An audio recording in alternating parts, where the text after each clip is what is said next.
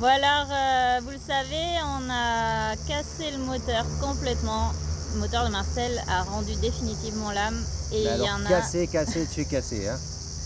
Et il y en a pour...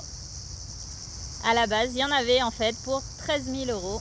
Et on a réussi à descendre tout ça à 10 000. Ce qui est encore pas une paille, hein, clairement. Et, ce qui est énorme. Ce qui est énorme. Et en fait, 10 000, il faut les trouver. Donc, on n'a pas le choix, c'est notre maison. Donc, dans cette vidéo, en fait, on voulait un peu vous expliquer comment on s'y prend pour espérer y arriver. Qu'est-ce qui marche pas. Et puis, où on en est aujourd'hui concrètement. Et on vous explique tout ça. Allez voir la vidéo. Ciao. Avant, nous avons une mission pour toi. Nous t'emmenons dans l'aventure avec nous pour une longue durée. Alors pour ne rien louper, Clique sur le pouce. Abonne-toi, c'est gratuit. Active la cloche. C'est fait. C'est parti, mon kiwi.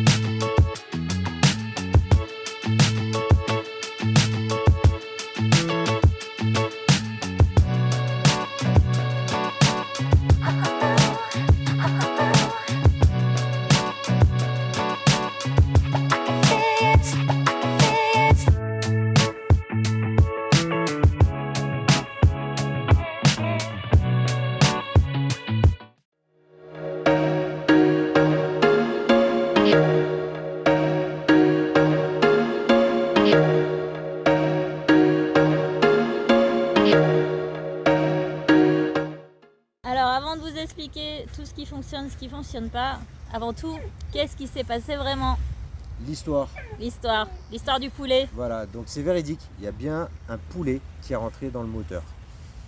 Pour faire bref, le poulet s'est fait courser par un chien. Il est venu se réfugier dans le moteur. Le chien, on a réussi à le faire fuir. Paquito, notre chien, a vu le poulet. On a réussi à l'enlever, mais il s'est passé un laps de temps. Et pendant ce laps de temps, le poulet a sectionné, enfin il n'a pas sectionné, il a entaillé une durite d'huile. Et c'est une durite d'huile qui alimente, le moteur. Là où l'huile passe, Là où l'huile passe, voilà. Quand le moteur tourne, c'est par là que ça passe. Et malheureusement, Donc, on l'a pas vu tout de suite. On l'a pas vu tout de suite. Et c'est en roulant Avec que d'un coup, l'altitude. on a perdu l'huile, mais on s'en rend pas compte, pardon. On entend juste le clac du moteur. Et là, c'est trop tard. Pourquoi? Parce que sur ce camion-là, il n'y a pas de voyant d'huile. Il y a juste une jauge de pression d'huile. Et du coup, on n'a pas vu qu'il n'y avait plus d'huile et ça a claqué. Donc, j'essaierai de faire une installation pour avoir un voyant parce que c'est pas possible. Voilà, dans les voitures d'avoir ce que problème-là. vous avez, très certainement, vous avez un voyant qui s'allume quand il n'y a plus d'huile. Nous, Marcel est à l'ancienne, il n'a pas ça. Il n'avait pas de voyant d'huile, Et avec, ni d'huile ni d'eau. Et avec l'altitude, la pression est montée et tout a explosé. Et l'huile, ça a fait un geyser. Et donc, qui dit plus d'huile dans le moteur, dit moteur cassé. Et Voilà. le temps juste, ça a duré 3 secondes, le temps qu'on se mette sur le côté parce qu'on ne freine qu'un pas camion, à 11 tonnes voilà, en 2 tout à secondes. Le temps vraiment de se déporter sur le côté et de ralentir le moteur qui était lancé, et c'était trop tard. Voilà. Et verdict, Vibroquin, bielle, piston, segment du coup, la totale. Quoi.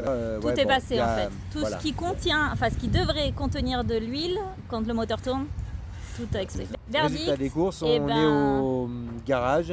Depuis 3 semaines. Depuis 3 semaines maintenant.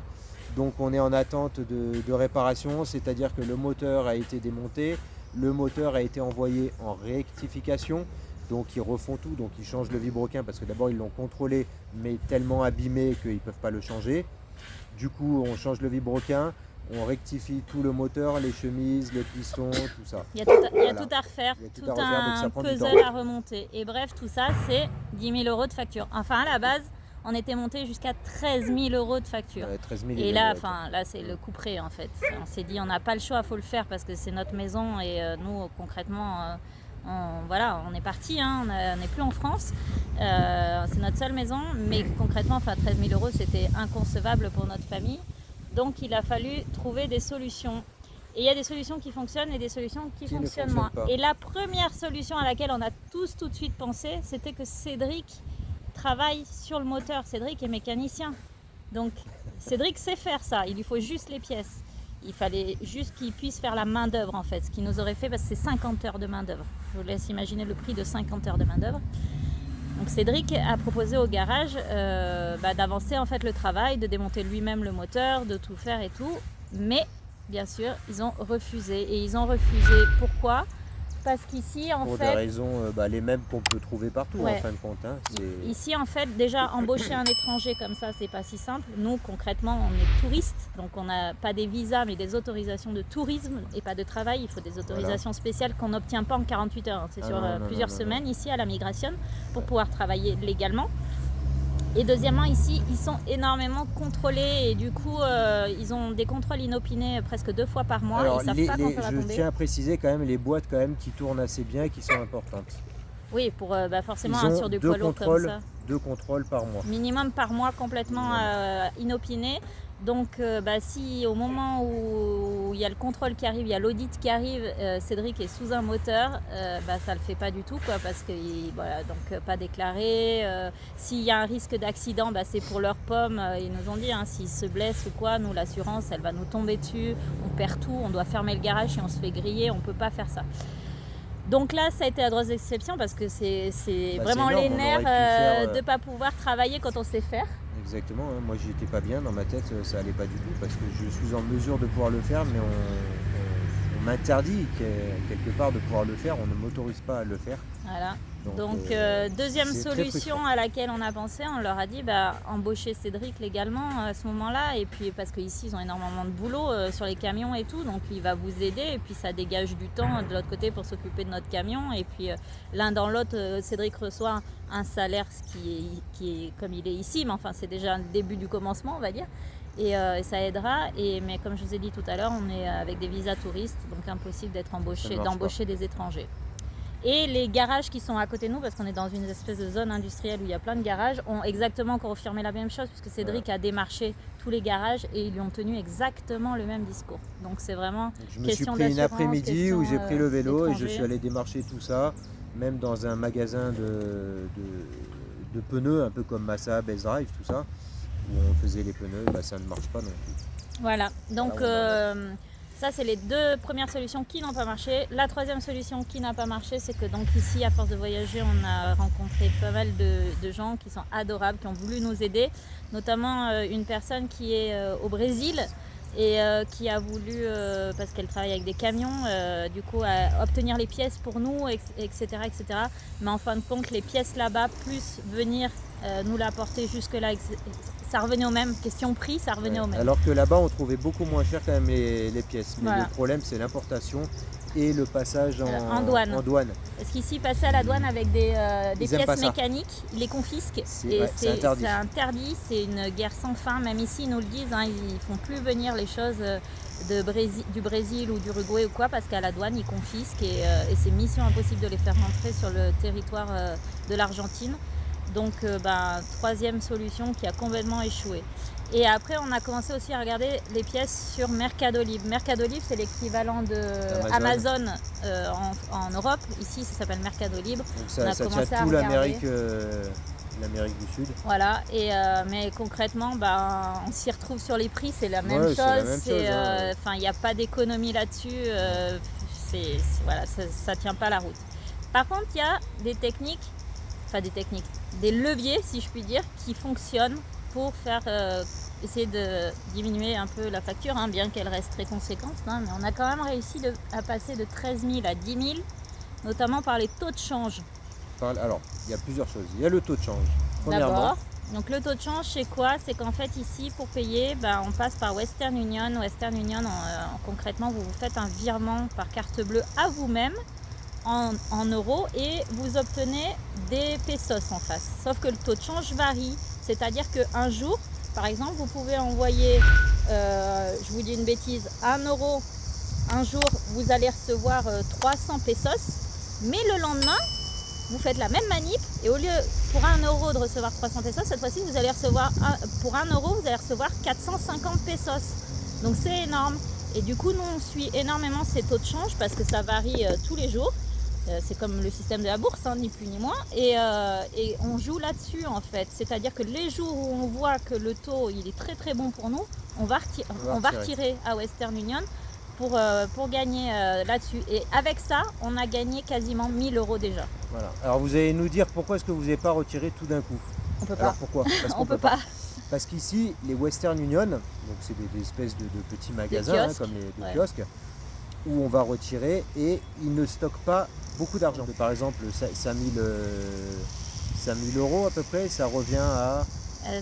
5000 €, c'est 2 millions 200 pesos à peu près. Alors, c'est impossible de D'aller retirer retirer ça. 2 Ils millions, n'ont pas ça. c'est pas Déjà, possible. même 1 million, ils n'ont pas. Non. Si on arrive à retirer 400, bah, c'est génial. Ouais. Et Donc, des je petits vous imagine, kiosques. vous imaginez le nombre de fois qu'on va retirer, d'aller-retour qu'on fait, et on fait plusieurs Western Union dans la ville. Et les petits kiosques sont limités à 250 000 pesos maximum. Et c'est pas sûr qu'ils les aient parce qu'en fait, les gens vont payer leurs factures ici. Nous, on paye nos factures par internet, tout ça en France. Ici, ils vont dans ce kiosque qui s'appelle Pago Facile. Ils payent leurs factures EDF ici, par exemple, EDF, je m'entends, électricité, donc par exemple, ou autre chose, ou leurs impôts. Ils donnent la facture et ils donnent des pesos. Et c'est avec ces pesos-là que nous, on peut obtenir des pesos en fait. Voilà. Mais s'il n'y a pas beaucoup de monde qui est venu payer ces factures ce jour-là, ils n'ont rien. Des fois, on arrive et on dit nada. Ok, alors nada, alors on est mal barré en fait, alors on fait que ça, des allers-retours. C'est très très pénible. Donc on surveille le taux de change, on fait des allers-retours. Si on voit que ça a complètement chuté, bah, ça sert à rien puisqu'on va être perdant. Donc du coup on n'y va pas. Et après on y va. Donc là ça fait 3 semaines qu'on joue avec ça. On joue un peu avec ça. Et voilà, déjà ça nous a permis de gagner entre guillemets l'équivalent de 1000 €, donc ce qui est énorme. Énorme. Ensuite, vous le savez. On n'a pas tout retiré, s'il nous manque encore que ça chute, là on est mal. Oui, voilà. Donc croisez les doigts pour deux. Croisez les doigts. Ensuite, vous le savez, Cédric a démarché. Raconte-nous un peu. Oula, donc comme je vous disais, j'ai pris une après-midi où je suis allé démarcher un petit peu dans tous les garages.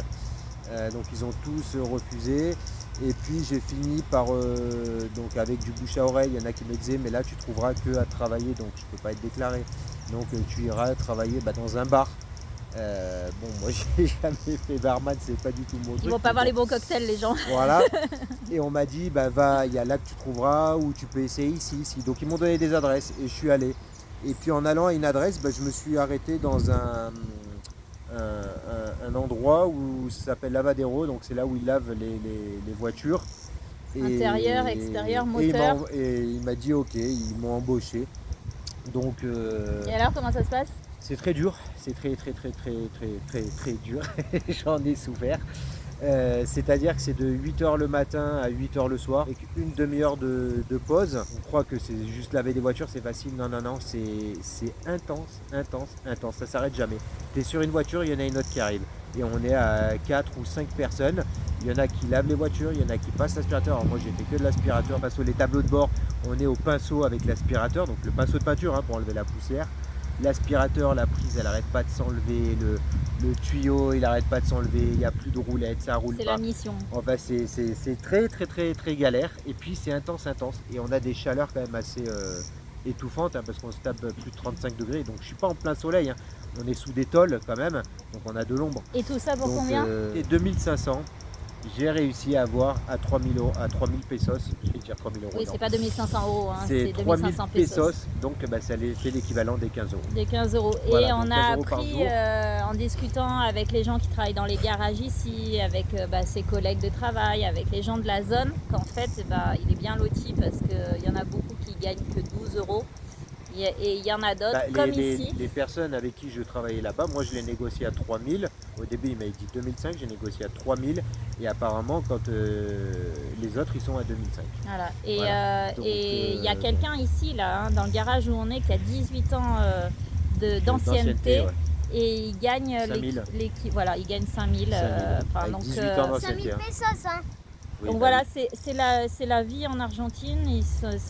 L'économie va très très mal ici. On sait qu'en France c'est compliqué aussi, mais puis, ici vraiment ils quand on cher. est français, qu'on a l'habitude de travailler pour une certaine somme, et puis d'avoir des horaires quand même assez flexibles, corrects on va dire, Bah, ça Ça remet fait bizarre, les, ça ça remet remet quand les même compteurs à zéro, quoi. Ouais, ça remet les compteurs à zéro. On change complètement réalise. d'opinion sur les Argentins, hein, sur le travail qu'ils Ils ont font. une Parce vie que de fou. c'est vrai qu'on se disait tout le temps, ouais, il y en a beaucoup en fait, à midi 13h plutôt, ils ferment et ils rouvrent à 4h, 5h. Prends la Parce sieste. qu'ils font la sieste.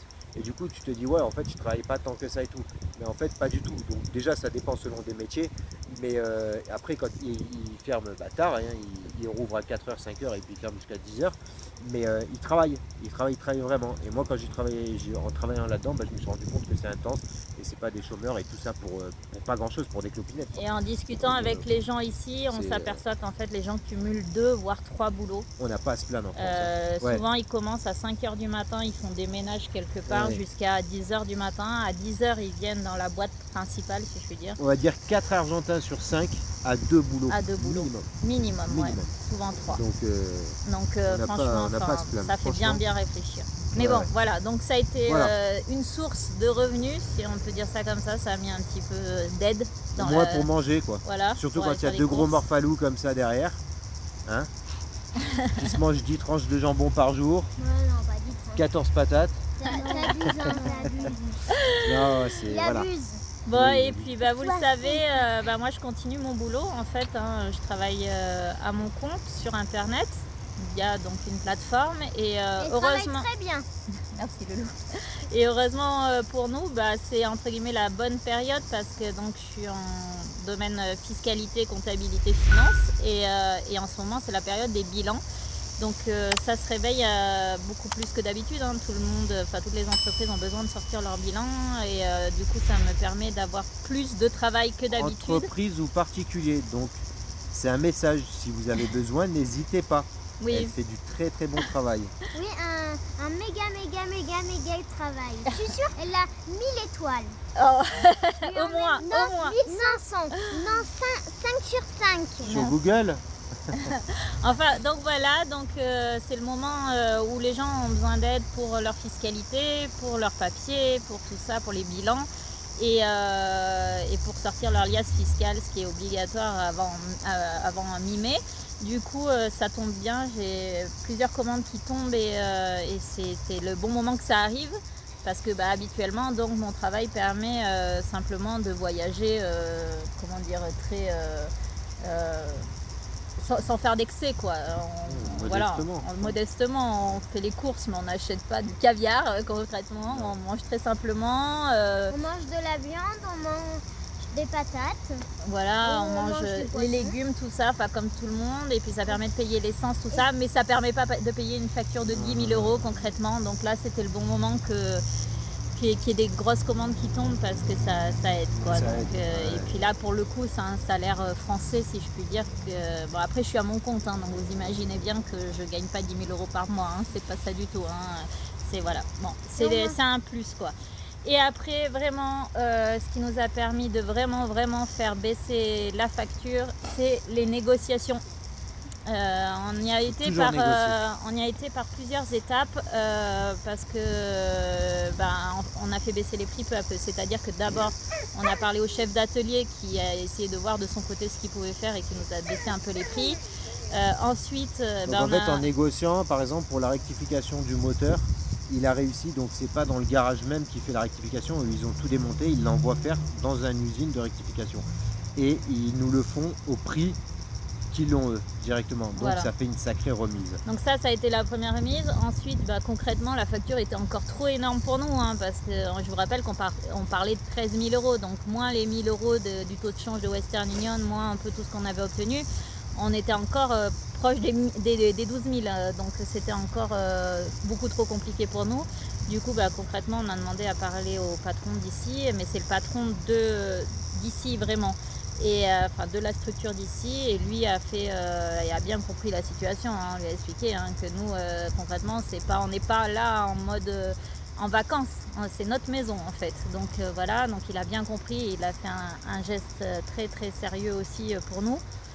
Donc ça nous a encore permis de descendre de 1000.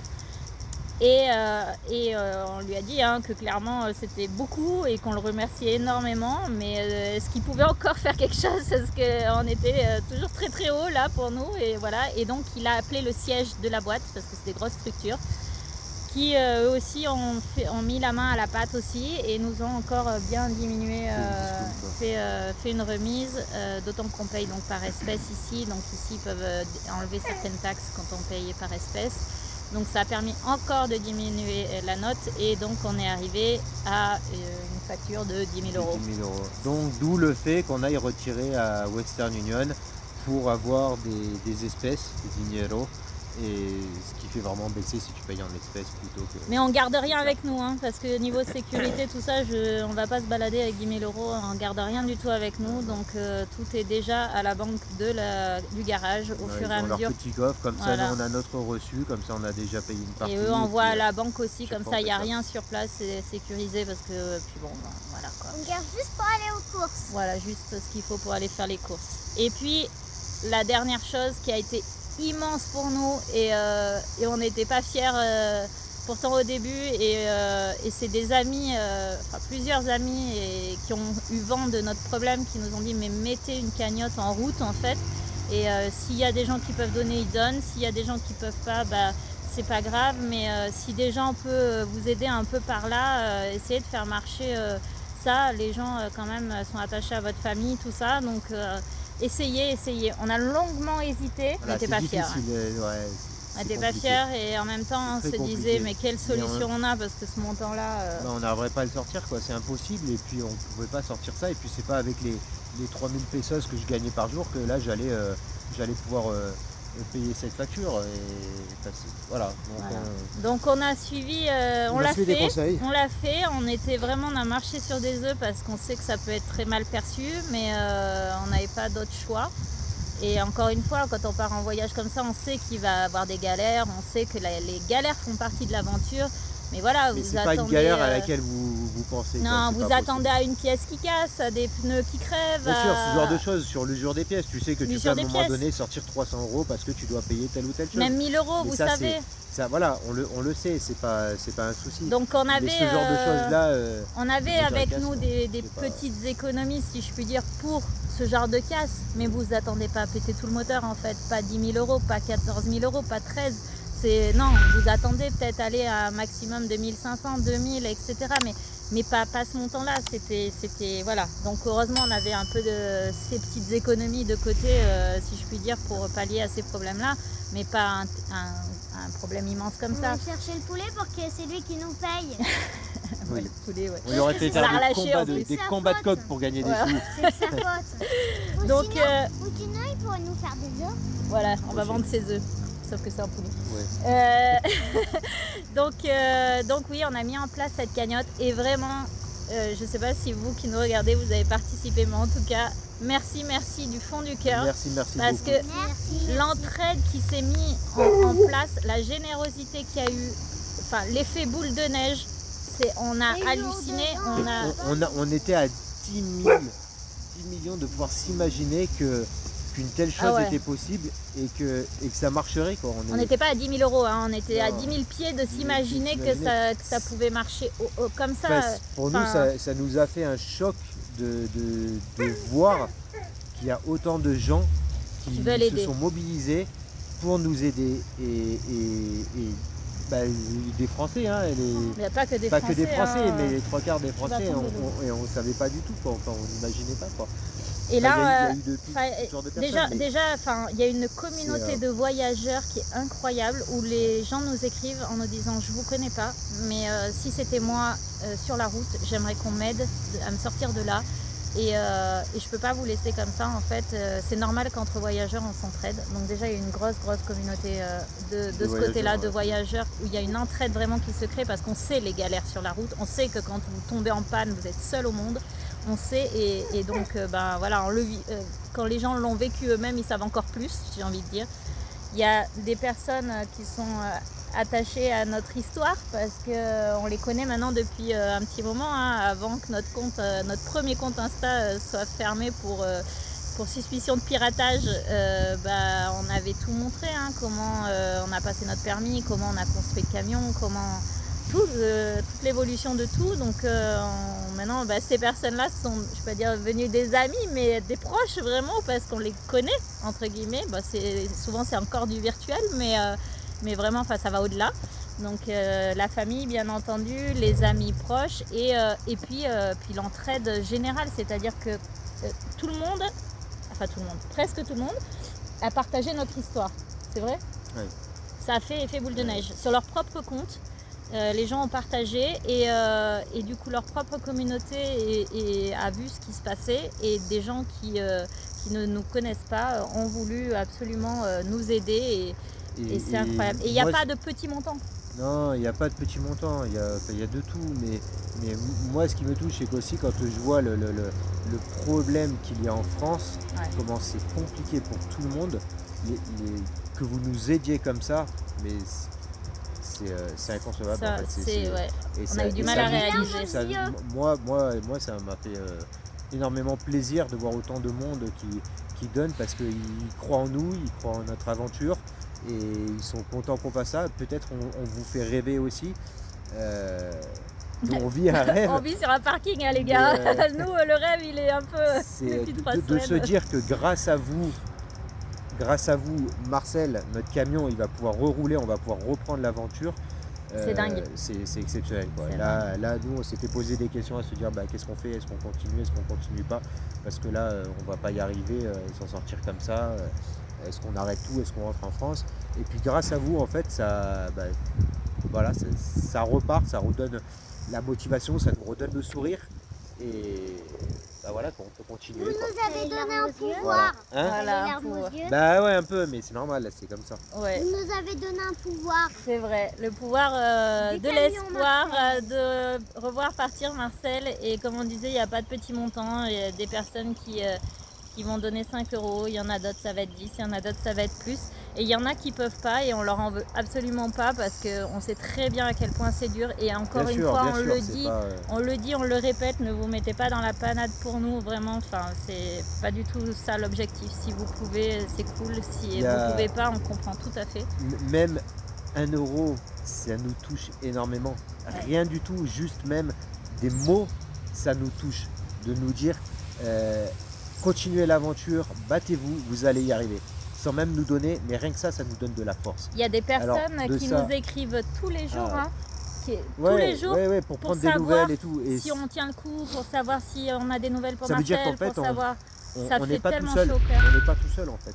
Et voilà, on sait qu'on était, quand ça nous arrivait, on était pas bien, on savait plus, on avait la tête ailleurs, on savait plus du tout quoi faire. On était savait pas par quel bout prendre le problème. Désespérés, c'était tellement énorme. Et puis avec le soutien de tout le monde, on se dit qu'en fin de compte, on n'est pas tout seul, et qu'on nous aide, que ce soit financièrement ou psychologiquement. Ouais, ça compte beaucoup. Voilà, on a besoin des deux, et ça compte énormément, et voilà, là on reprend un peu le sourire. Normalement on est là pour 2 semaines encore. On s'accroche, et on commence à voir, on n'est pas clairement, on va être honnête avec vous, on n'est pas aux 10 000 €, hein. On commence à s'approcher déjà d'un beau montant, pour des questions de sécurité, on ne veut pas non plus étaler comme ça, mais bon, on est encore un peu loin de la somme, mais on y croit, vraiment on y croit, parce qu'on n'a jamais été aussi proche. Quand c'est arrivé, on n'imaginait pas en fait comment se sortir de là, et là par contre on y croit en fait, on y croit vraiment, on croise tous les doigts, vraiment, et puis chaque mot, chaque geste, on en pleure clairement, parce que là on est dans un état psychologique assez sensible en ce moment. Donc c'est énorme ce que vous faites, donc vraiment merci, et puis accessoirement il y a des personnes aussi en interne dans leur propre entreprise qui avaient participé à notre cagnotte, qui ont eux-mêmes ouvert une cagnotte pour faire effet boule de neige dans les entreprises pour nous, donc ça aussi ça a été dingue. Chacun on remercie a voulu, tous ceux qui ont partagé ça pour pouvoir aussi nous ouvrir encore des portes, Papa, nous aider. on ne coupe pas la parole. Bon, et vous les enfants, vous en pensez quoi d'être là depuis 3 semaines? Moi, on est bien parce qu'on joue au vélo le soir. Quand c'est tout fermé, on joue au vélo et à la trottinette. Ah oui, ils ont la cour pour eux tout seuls. Du coup, ici, il y a une grande cour. La journée, on peut pas trop. Il y a les camions qui circulent. Attends, j'explique. Et du coup, le soir, c'est tout fermé. Du coup, ils ont la cour pour eux tout seuls pour faire de la trottinette et du vélo. Il y a le gardien qui tourne, donc c'est bien. Et on a un gardien aussi pour la sécurité. Ouais. Aussi, on s'amuse à plein de choses. Au début, on mange le matin. On va faire les devoirs. Après, Viens les deux parce qu'on t'entend pas. Après les devoirs, on mange. Là, on va peut-être manger. On va manger midi là. Vu qu'on a faim. Ils ont toujours faim. Mais Ils mangent à 11h du matin, ils ont faim. On a mangé un brunch. Et Non, on n'a pas mangé de brunch. On a mangé des tartines et des. Mais non, un brunch c'est avec du fromage, du jambon et nous on a mangé une tartine. tartines. En fait, on a mangé le matin, ensuite on va aller aux courses et après on va aller travailler, après on va manger le midi ou je sais pas. Et ensuite le soir on va jouer. Il faut faire les devoirs. Bah je t'ai dit. Ah bon, pardon. Je n'ai pas à la suivi. troisième. Elle oublie pas maman hein, les devoirs. Hein. Ça non, ça va pas sauter. Hein. Et toi, Léandro, Des maths aujourd'hui. qu'est-ce que t'en penses? dit ce que je voulais dire. Il a tout dit ce que tu voulais dire. Tu veux rajouter Toi, un t'es mot? content de faire de la trottinette et du vélo ici, d'avoir de l'espace rien que pour toi? Ouais. Et on s'est mis à cache-cache aussi. Parce qu'il y a les camions, parce que c'est Alors, derrière les qu'est-ce camions. que tu veux raconter? Bah moi avec mon vélo, Ah, là, ça plus fort, mon chéri. moi avec mon vélo en fait quand on joue, Ayesio il va à chaque fois en descente et moi je l'aime pas trop y aller en descente. Ah oui, il y a une descente. Léandro, il s'est arrêté dans le poteau. La dernière fois je lui ai passé mon vélo, on lui dit freine et au lieu de freiner il tourne et il va foncer dans le poteau. Voilà, donc eux, en fait, ils s'adaptent partout. Vous voyez, même quand c'est la galère, ils savent quoi faire. Ils savent toujours inventer un truc pour s'amuser. Et pour nous, c'est l'essentiel, c'est de les voir bien. quoi. Donc on a quand même beaucoup de chance aussi dans notre malheur, c'est que l'entreprise où on se trouve ont accepté que l'on puisse rester dormir dans notre camion dans leur parking.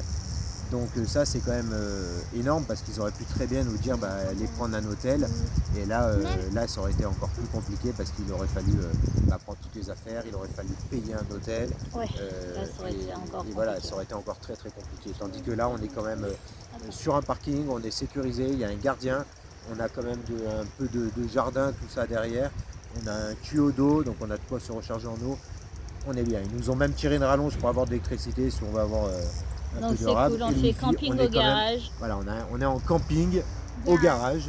Donc Même pas il n'y a Quito, du vraiment coup, pas à se vous plaindre voyez, de ce il y a de côté-là. l'herbe derrière, donc il est bien et il peut être dehors et tout. Il n'est pas enfermé toute la journée, surtout qu'il fait chaud ici. Il peut Donc c'est courir cool. avec papa, il s'amuse. Le matin, papa il fait la grande promenade à Paquito. Papa il tient la laisse et Paquito il court, il tient papa. Voilà. Donc ils font des tours et tout. Et même, Voilà. il y a un jeu à Ayesio et moi qui s'appelle Bébé Chat. Voilà, il joue au bébé chat, enfin bon bref. Voilà. Donc vous avez compris, on a mis plein de choses en place. Il y a des choses qui marchent, il y a des choses qui marchent pas. On avance, on est dans la bonne direction. On n'a jamais été aussi près, on va dire. On y croit. Et encore une fois, je pense que le mot de la fin, ça sera juste merci. Merci d'être là pour nous. Merci pour beaucoup. tout ce que vous Merci avez vraiment. fait. Et grâce à vous, on s'accroche, on y croit encore, on espère y arriver. Allez, ciao, Ciao. bye bye. Ciao, merci beaucoup. Merci.